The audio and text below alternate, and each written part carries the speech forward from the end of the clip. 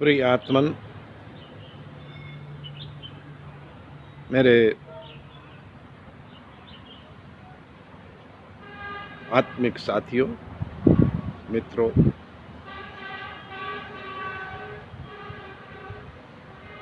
अनेक स्रोतों से, अनेक क्षेत्रों से ये शंका आई है कि आचार्य जी, विज्ञानमय धर्म तो ठीक है, हम उसका पालन करते हैं और करने लगे हैं, लेकिन वे जो शिक्षित नहीं हैं,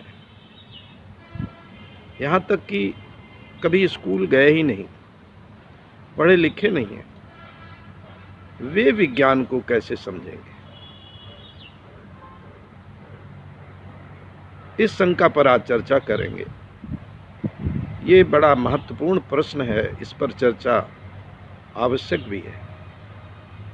आज की चर्चा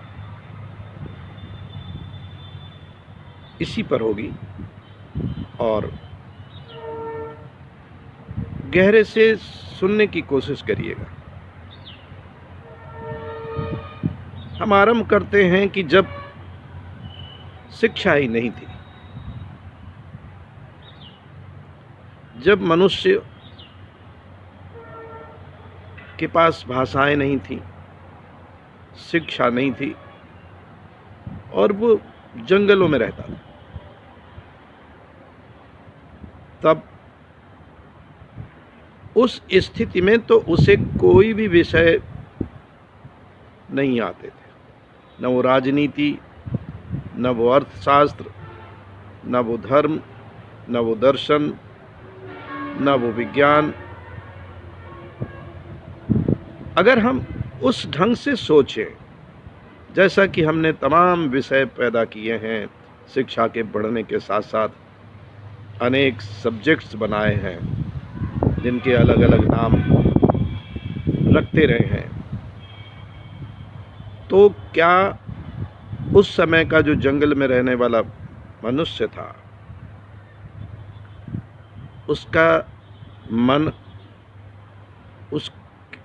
ऐसा नहीं था? उसकी ज्ञानेंद्रियां क्या यही नहीं थीं जो अब हमारे पास हैं? उसके अंदर सोचने की क्षमता नहीं थी? उसके अंदर बुद्धि नहीं थी? यानी कि सारे जो लक्षण हैं मनुष्य के, क्या उसके पास नहीं थे? ऐसा नहीं। मस्तिष्क तो विकसित था, शिक्षा नहीं थी बस। और उसी मस्तिष्क के विकास के कारण, उसका उन्नत मस्तिष्क था, इसलिए वो सक्षम हुआ कि भांति भांति के विषय बना डाले, भांति भांति ज्ञान और जीवन का जो भी क्षेत्र हो सकता था, उसमें उसने विशेषज्ञता हासिल की। भाषाएं भी उसने बनाई, लिपियां भी उसने बनाई, तो सब कुछ किया उस अशिक्षित मस्तिष्क ने, जब कह सकते हैं वर्तमान संदर्भ में कि कोई शिक्षा नहीं थी। तो शिक्षा, ये जो पुस्तक की शिक्षा है, इसी को शिक्षा मानने का भ्रम न करें। जो आपके प्रदत्त शक्तियां हैं, जो तन मन में आपके अंदर शक्तियां हैं, वो तो रहती हैं और आज के संदर्भ में आपको ले आते हैं। अनेक व्यक्तियों को मैं स्वयं जानता हूं और आप सब जानते हैं, जो न स्कूल गए, न शिक्षा पाई, मगर बहुत बड़े व्यवसायी हैं, बहुत बड़े उद्योगपति हैं। तो अर्थशास्त्र कैसे जान गए? बड़े बड़े जो इकोनॉमिक्स के ज्ञाता हैं, वो ऐसे उद्योग नहीं स्थापित कर पाए जो इन अशिक्षित लोगों ने कर दिए। आपको जानकारी मिलेगी कि ऐसे लोगों ने बहुत अधिक उन्नति की है अर्थशास्त्र में।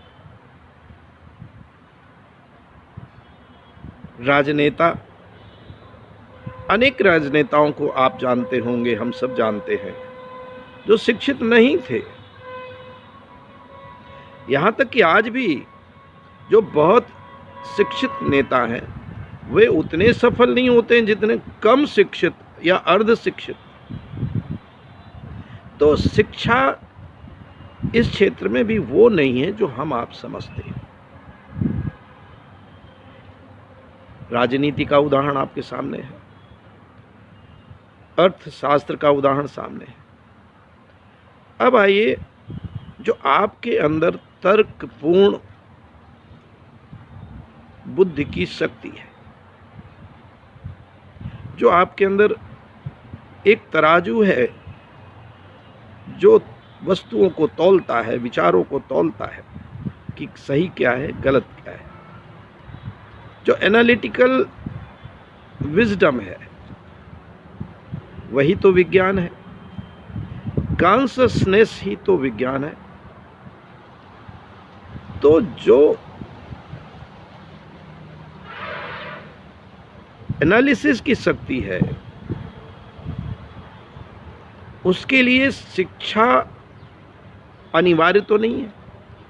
कुछ हद तक शिक्षा से उसको लाभ हो सकता है, मगर अशिक्षित व्यक्ति, मैंने पुरानी पीढ़ी के तमाम लोगों को देखा कि वो कभी स्कूल नहीं गए थे, यहाँ तक कि अक्षर ज्ञान भी नहीं था, कुछ लिखना नहीं जानते थे, मगर तार्किक बुद्धि, लॉजिकल सोच, अद्भुत, बड़े बड़े वैज्ञानिकों को परास्त कर सकते हैं तर्कों से, लॉजिक से।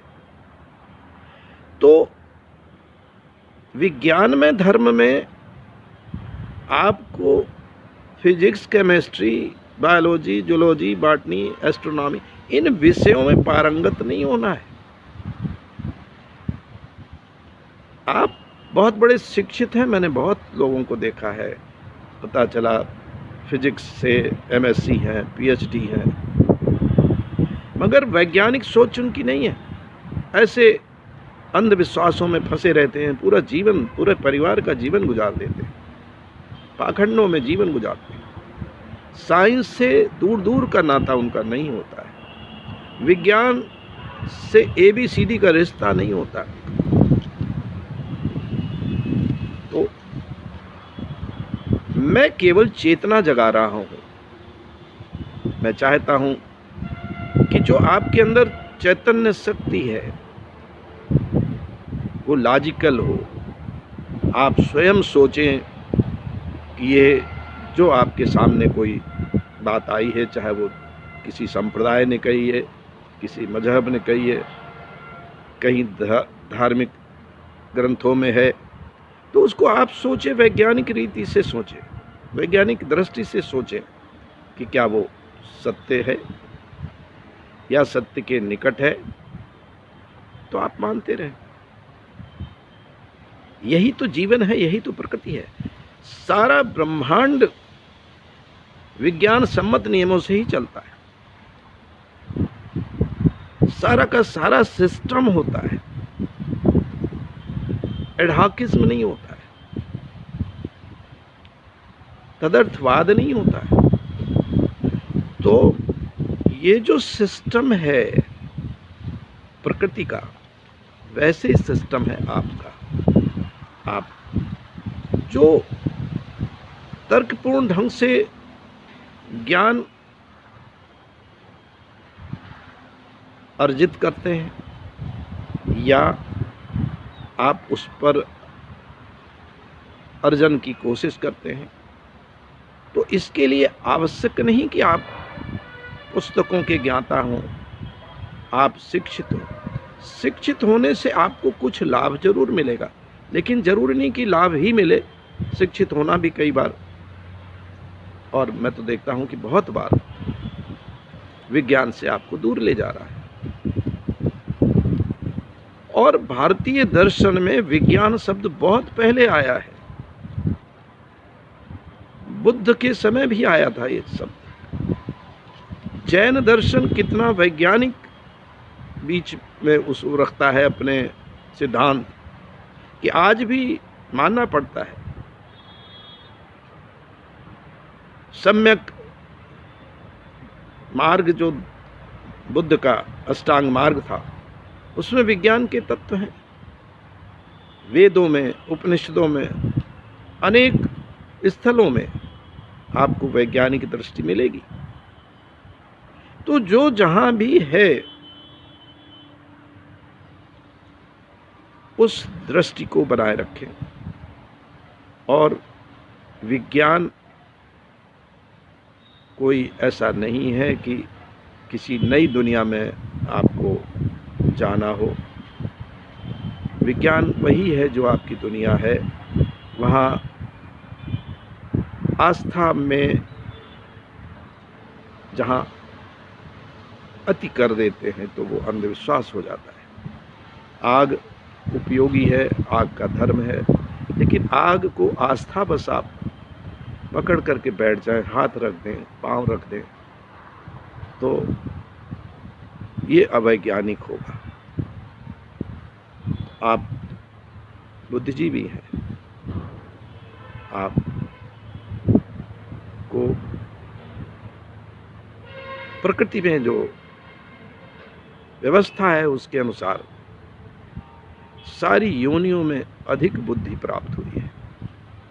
मस्तिष्क सबसे ज़्यादा विकसित है, तो वो आपके साथ है।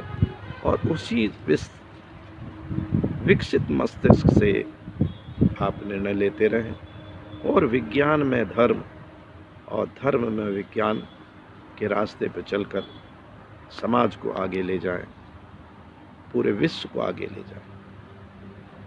पूरी प्रकृति वैज्ञानिक नियमों से ही चलती है, वैज्ञानिक सिद्धांतों से ही चलती है। और ये सिद्धांत आपको, हमको, सबको मानने चाहिए। भटकाव बंद करना चाहिए। एवमस्तु। आप सदा सुखी रहें।